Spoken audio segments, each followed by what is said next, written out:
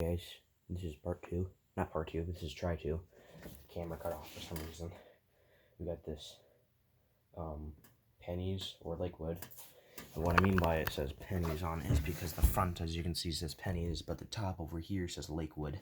Let's get off the camera. As you can see, it says fucking Lakewood on it for some stupid reason. If I can get the camera to... Yeah. So yeah, we got this pennies or Liquid box fan, maybe pennies Liquid box fan, but other than that, let's go ahead and go on below.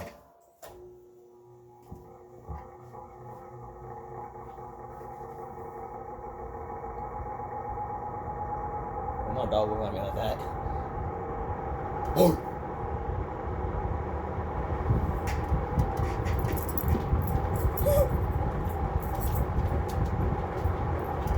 Go. I'll let him out.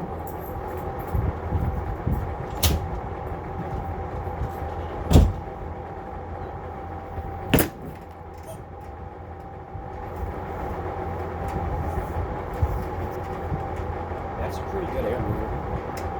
I'm not really sure how many weeks laundry that. Hold on, yeah. So most people, let's grab some out of the trash. We got this comfort trash that I just took out. Roll against it. Straighten it out. And slow speed air probably flow. Now it's pretty air. Just go away. Put medium. And I'm gonna throw this back in the trash.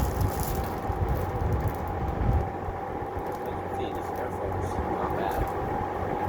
It's not the best airflow, but I mean, this is pretty good. Especially for a box fan. But it is from like the 60s, 70s, so I'm not surprised.